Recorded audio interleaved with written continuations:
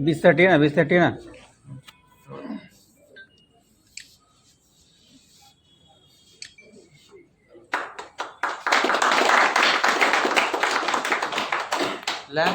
इस वार्ता आने वाले जो दीपावली त्यौहार है उसके लिए सभी लोगों को पहले शुभकामनाएं देने के लिए और उससे सुरक्षित रहने के उपाय और हमारी जो कॉरपोरेट सोशल रिस्पॉन्सिबिलिटीज़ है उसके बारे में आप लोगों को इसके माध्यम से लोगों को जानकारी देने के लिए प्रेस कॉन्फ्रेंस आयोजित की गई है।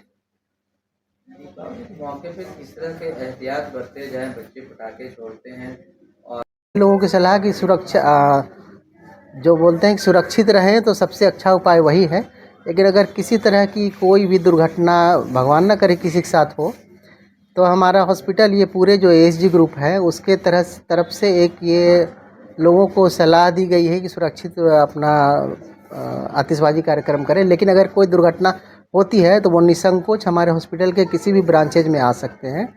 15 साल तक की उम्र के सभी बच्चों को, सभी लोगों को जिनको भी पटाखे से संबंधित कोई भी तकलीफ़ होगी उनका इलाज यहाँ बिल्कुल निःशुल्क किया जाएगा, चाहे जो वो सर्जरी हो या कुछ भी।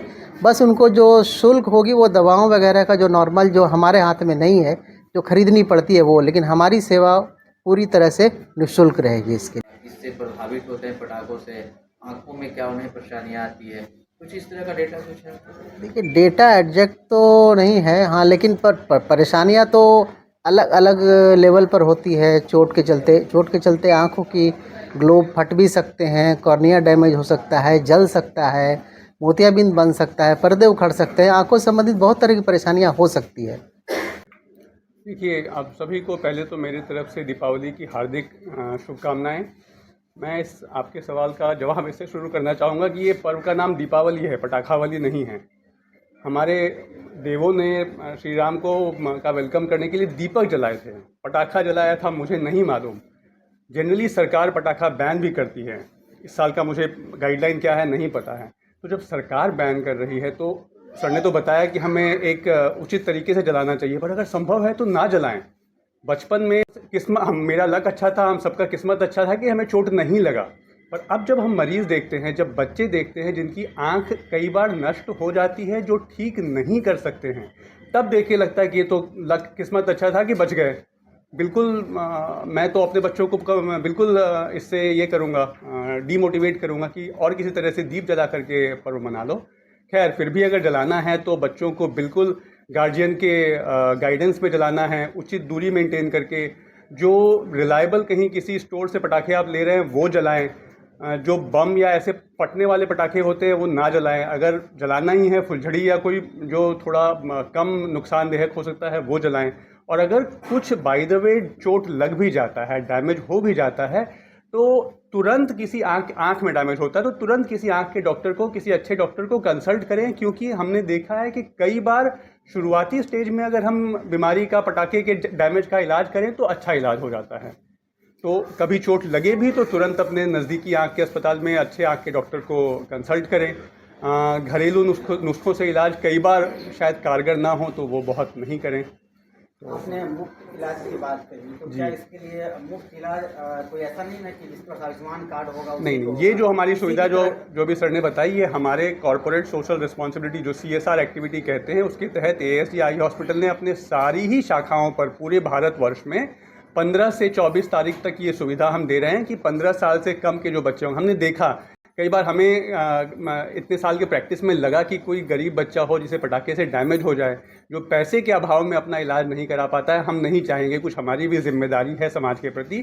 तो 15 साल से छोटे उम्र के किसी भी बच्चे को अगर पटाखे की वजह से डैमेज होता है तो ये 15 से 24 का जो ड्यूरेशन है, ये 15 अक्टूबर से लेकर 24 अक्टूबर के बीच में, इसमें हम आयुष्मान हो नहीं हो, उसके पास इंश्योरेंस हो नहीं हो, उसके पास पैसा हो नहीं हो, इन सब से इर्रेस्पेक्टिव उसका इलाज किया जाएगा, चाहे जो भी प्रोसीजर हो।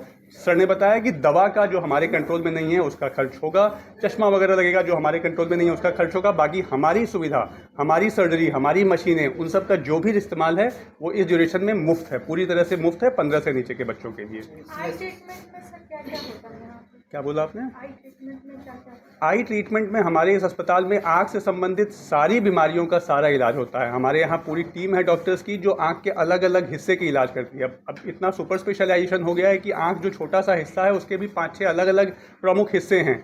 पुतली है, मैडम पुतली की डॉक्टर हैं, मोतियाबिंद है, सर मोतियाबिंद के डॉक्टर हैं, पीछे पर्दा होता है, मैं पर्दे का विशेषज्ञ हूँ।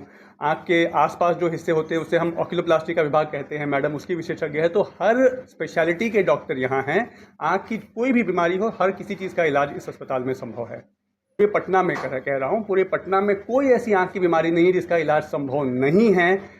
बिल्कुल, कई बार हम प्रैक्टिकल बात में बताऊंगा, कई बार मरीज जो शंकर नेत्रालय जाते हैं, शंकर नेत्रालय में खाली जाकर के इलाज कराना एक बार का बात नहीं है, आपका फॉलोअप होता है, आपको शायद फिर से जाना होता है। वो बार बार जाना कई बार मुश्किल पड़ता है। तो अंततोगत्वा मैंने ये अपने कुछ रिलेटिव्स में देखा कि वो बाद में परेशान हो गए कि अब क्या करें, बेहतर होता यहीं इलाज करा लेते, यहाँ पर फॉलोअप ज़्यादा आसान होता। तो इलाज को खाली ये ना समझें कि एक बार गया इलाज हो गया आ गए। कई बीमारियों का लंबा इलाज चलता है। तो आप सोचें वहाँ जाना, जहाँ वहाँ पर रहने की व्यवस्था नहीं है, वहाँ अपनी रहने की व्यवस्था करना, खाली इलाज का खर्च नहीं होगा। शंकर नेत्रालय बहुत ही अच्छा अस्पताल है, नेपाल में भी अच्छे अस्पताल हैं, लेकिन इन सब चीज़ों को भी ध्यान रखते हुए मेरा कहना यह है कि बिहार में, पटना में हर किसी आँख की बीमारी का इलाज संभव है। बाहर जाने की आवश्यकता नहीं है। अपनी संतुष्टि के लिए मरीज जहाँ भी जाना चाहे हम उसे मना नहीं करते हैं।